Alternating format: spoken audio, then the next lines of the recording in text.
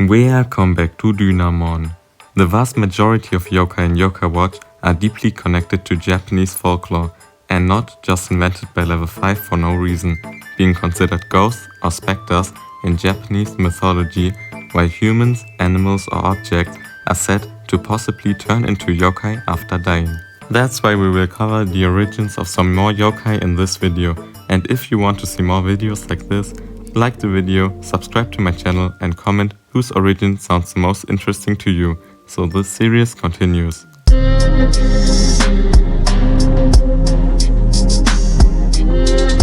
It's time to start with Venoct, Shadow Venoct and Illuminoct, who are based on Yamata No Orochi, an 8-headed serpent that terrorized Japan during the Age of Mythology and demanded young maidens in sacrifice. As you can see here, Yamata No Orochi are massive, and since they have 8 heads, it's logical that Venoct's Soultimate is called Octosnake. Yamata No Orochi are also appearing in a legend, which involves the couple Ashina Sushi and Tena Sushi, who had 8 daughters, but every year Yamata No Orochi demanded one of them as a sacrifice. When they only had one daughter left, Susanoo, who can control storms, offered to defeat the beast. He told the couple to build a fence with 8 gates, each having a platform with a vat. The Saigo consequently dipped Yamata no Orochi's heads into the vats, which made it drink all the alcohol, which resulted in it falling into a deep, drunken sleep, being the perfect opportunity to slay the beast. Today, the sword, which is said to come from his 4th tail, is safeguarded in Yatsuta Shrine.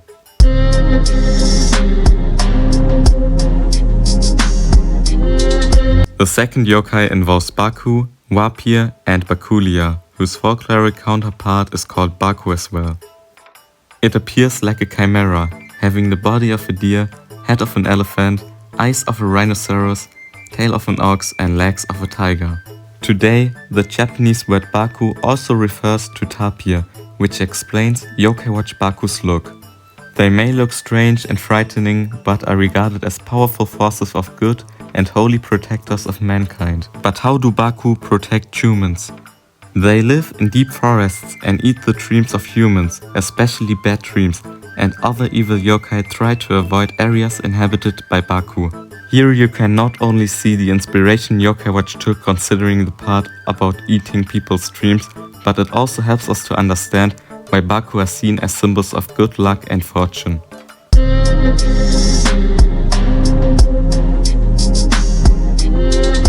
Next up we have Palisol, who is based on Karakasa Obake, which translates to Paper Umbrella Priest Boy. They are a perfect example of objects turning into yokai, since they are born from discarded Chinese oiled paper umbrellas. Karakasa Obake also look pretty silly, having one singular eye, one singular leg, they used to hop around, and a large tongue which is always lolling out playfully. They love to sneak up onto humans and surprise them by licking them, so yeah, they behave similar like your Jordi, but their oily lick is not considered dangerous, but it's still advisable to be careful, since similar looking umbrella yokai like Tsukumagabi are dangerous and should not be confused with Karakasa Obake.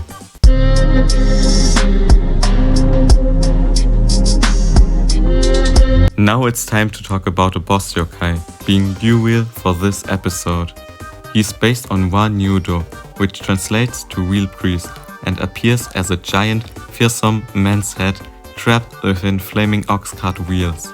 They are considered servants of hell and born from the souls of sinners, but spend their time patrolling for wicked people.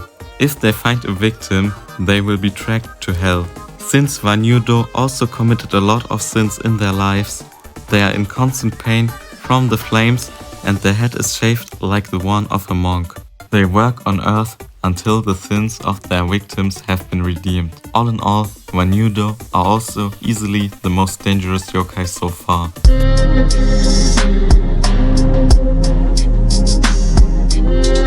The 5th yokai is Kappa, being the folkloric origin of the entire Kappa family, which includes Wall Kappa, Epic, Sapio, 4 Kappa, Tigappa, and some more, but 4 Kappa's design is the closest to Kappa from Japanese mythology, since he's a classic yokai. Kappa live in rivers, ponds or lakes and appear as aquatic, reptilian, humanoid creatures. Their skin color can range from an earthy green to red or even blue, and their strength is insane, despite their small size. On top, Kappa are said to be one of the few yokai who are able to learn how to communicate with humans and be friends with them, but can also be very dangerous.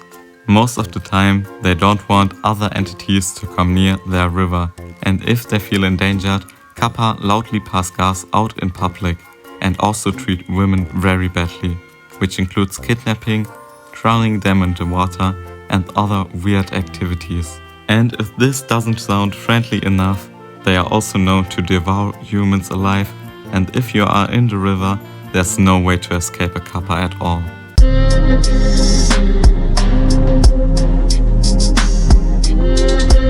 The next yokai who gets her spotlight is Lady Longneck, who is based on Rokurokubi.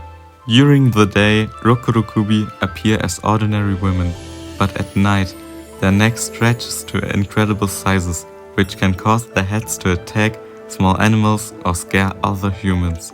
In this case, they lose the control over their head while sleeping. Unlike most yokai, they are not born as monsters, but instead, this transformation is caused by a curse due to sins. It can even occur when their husband commits a sin, but escapes the punishment, so his wife transforms into a Rokurokubi at night, which happens in ordinary women and more frequently in brothels.